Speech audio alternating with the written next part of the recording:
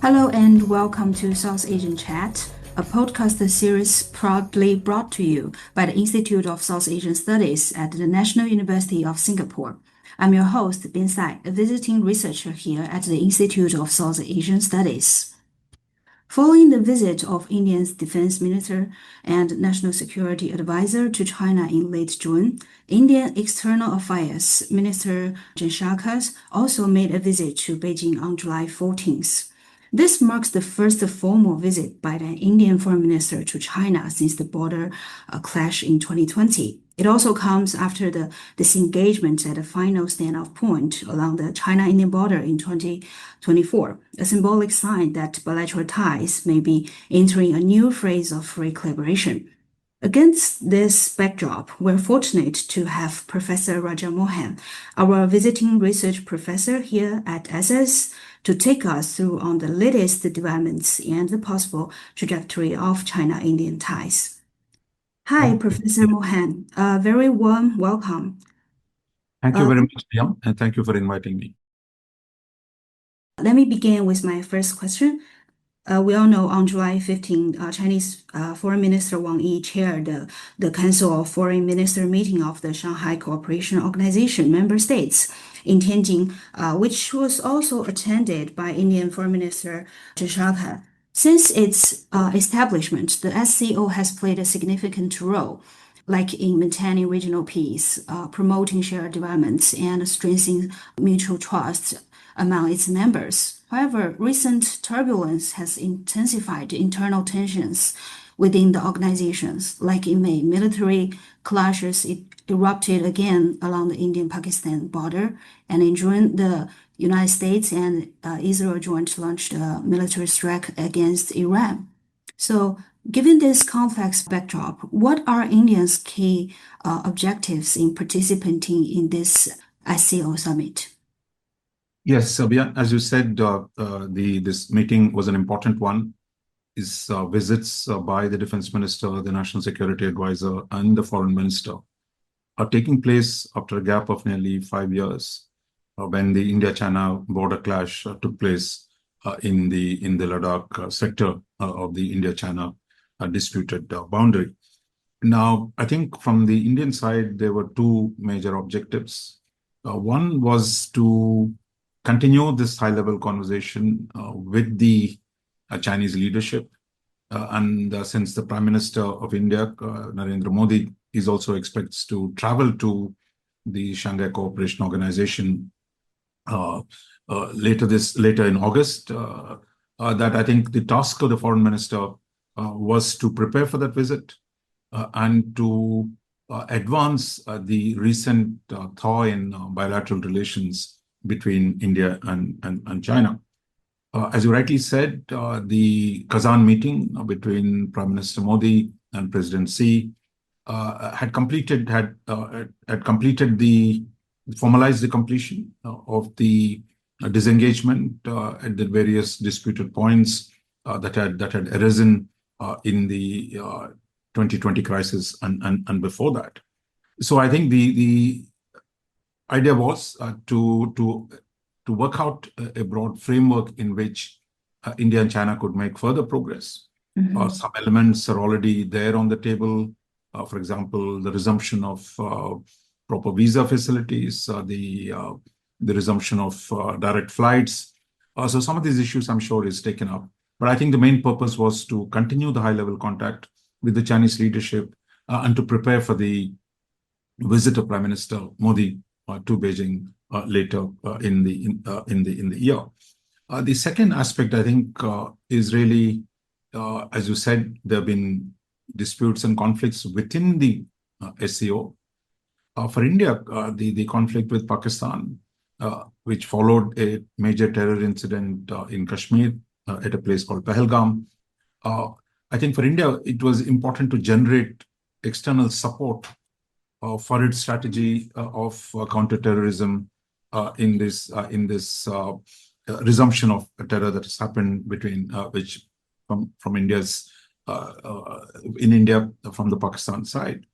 So I think Mr. Jaishankar sought to mobilize that support, made India's case on the dangers of terrorism, he's also reminded the members of the SCO that the primary purpose of the SCO when it was set up, almost 30 odd years ago, was to fight separatism, was to fight terrorism.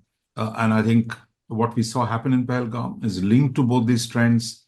And the idea from the Indian side was to generate support to make sure that Pakistan does not get away with doing these kind of actions. And there is a better understanding of India's position among the members of the Shanghai Cooperation Organization. Yes, and the visit has really generated considerable discussions in Chinese media, with public reactions showing a mix of like a pragmatic hope and also cautious realism. So I wonder, how has India responded to this visit? Or more broadly, how is the meeting being perceived by Indian public opinion? I think the meeting is being perceived positively across the board within India. The briefings of the Ministry of External Affairs on these meetings have been positive. And I think given the 5 years of chill in bilateral relations and its impact on a whole range of areas on contact between peoples of the two countries and other areas, I think there is a widespread welcome for a relief in the tensions between the two countries. At the same time, there is a clear recognition that the basic problems between India and China, which are deep and structural, are not about to be resolved. We are nowhere near the resolution of the boundary dispute. We are struggling to find ways for managing the peace and tranquility on the border. We have the problem of trade deficit from the Indian side, more than $100 billion. India is also anxious about some of the trade measures that China has taken, for example, in denying rare earths for Indian companies. And third, there is also concern about in India about China's relationship with Pakistan and India's other neighbors like Bangladesh. So these problems, of course, are not new. They've been accumulated over the decades. So there is no expectation that these problems are going to be solved just because there is high-level contact. There is a realistic appreciation here that India and China, as neighbors, must keep talking to each other, whatever the problems are. They can't afford to have a complete absence of a dialogue. And therefore, it's important for India and China to begin a dialogue and begin to focus on all these issues, make progress wherever possible. A third factor, I think, that is now recognized is the kind of disruption President Trump has introduced into the global order, into the global trading system, into the security relationships. This has created widespread challenges for everyone, not just for India or for China, but for the entire world. Therefore, as two large countries in Asia, it is important for India and China to stay engaged, to ensure that the current moment of turbulence does not destabilize our common region. So I would say all the three: a general welcome for more diplomatic space, a realistic appreciation of the structural problems between the two sides, and the recognition of the importance of deeper engagement at a time when the global order is going through a significant turbulence. So what do you think of looking at the past 6 months? Do you think the Kazan meeting truly marked a turning point in China-Indian relations? Because, in fact, a lot of people think the signs of the escalation had already begun emerging in the October 2024, which at the same time, both sides released the statements on the dispute border. No, there's no question that the October 2024 meeting between Prime Minister Modi and President Xi was very, very important to end a difficult phase in the bilateral relations. They were from 2020 onwards, there was a sustained dialogue at the level of the militaries, at the level of diplomats, to defuse the situation that had emerged in almost in the mid-June of 2020.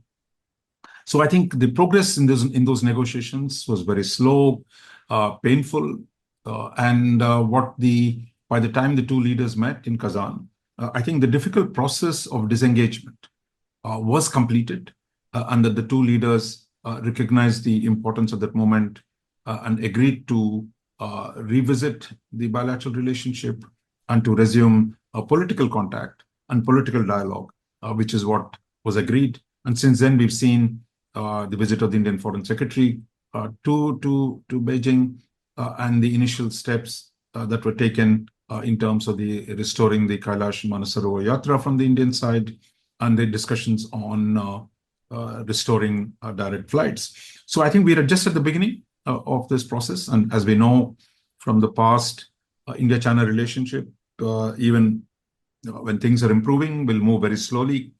It's not going to be a dash or a run into a different place, but I think it will be an incremental process. But important thing is the Kazan set the stage for this forward movement, if in an incremental fashion, between the two countries.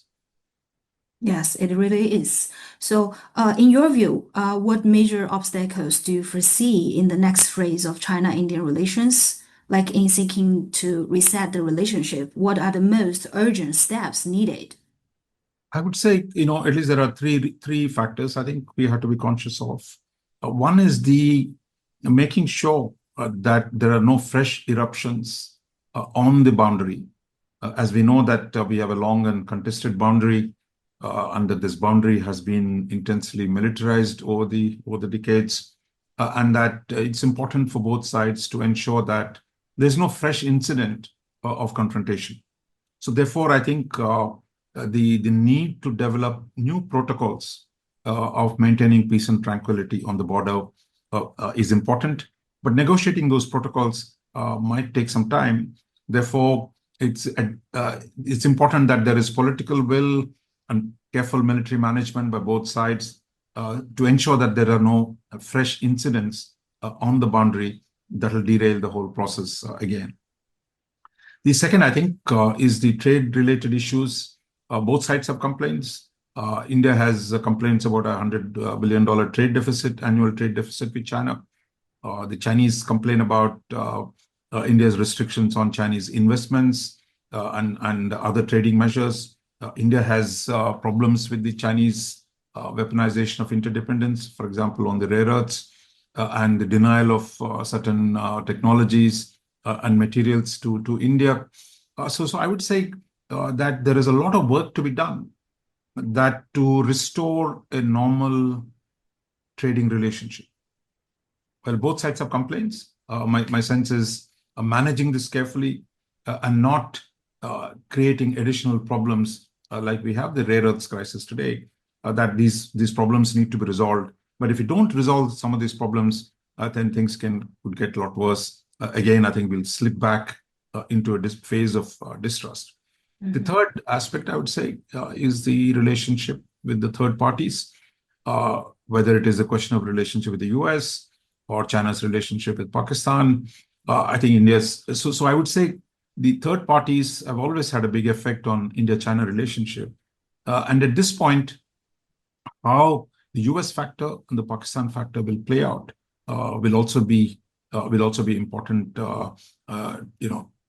kind of a tripping point for both sides. Therefore, I think Delhi and Beijing will need a lot more understanding of how they see each other's relationship with the US and with Pakistan, and to generate a better understanding that we're not going to let the third parties destabilize the relationship. So I would say these are the three factors. I mean, I think peace and tranquility on the border, renewed economic engagement, and the third parties. Yes. And since you mentioned the US, we all know that China-Indian ties are closely entwined with US. So how do you see the prolonged delay in including the Indian-US trade agreements? We know has some raised concerns. What are the implications of this delay for India, and how do you assess the future prospects of India's strategic partnership with the United States? Look, my own sense is the Trump's trade policy has been very, very different from the first term. That he's engaged in a complete reorientation of the global trading system, as well as the major trading relationships with all the countries. We've seen there has been a trade truce between US and China. As we speak, there's been a new agreement has been announced between US and Japan. The US has also negotiated new trade agreements with Indonesia and Vietnam. The India-US trade talks are going on. There was an expectation that the understanding will be arrived at before the end of July, but that does not look possible now. But the two sides are continuing their negotiations. And my sense is, even after the deadline, India and US both have a stake in managing the trade relationship, because for India, the US is the most important trade partner with a $200 billion trade. So therefore, I think this trade issue is an important one. India would also want to see how the US-China trade relationship will develop and what are the kind of implications that it has. And it's not just India that is looking at that. Most other major economic actors in the world are also looking at what happens between US and China. As we speak, there is a fresh meeting between US Secretary of Treasury Scott Bessent and his Chinese counterparts in the coming days. So I think that will be a matter of interest. So trade is one big basket, but the strategic partnership, I think, is a different one. There, I see a lot of continuity. We've seen the Quad meetings take place, both initially the first day of Trump administration, when we had Secretary Rubio meet with his counterparts from Japan, Australia, and India in Washington. And now they had a ministerial meeting, the Quad ministerial meeting in Washington a few weeks ago. So I think the India-US defense partnership bilaterally and quad and plurilaterally will continue to take place. So I would say the strategic partnership in terms of the defense and security side continues to move along, if slowly and incrementally, but the trade issue is now front and center. Thank you so much for your time, Dr. Mohan. Thank you, Bian. Thank you for having me for this important discussion. Thank you. You're listening to South Asian Chat. If you wish to learn more about our work, please visit us at ISAS website. You can also find us on Twitter and Instagram.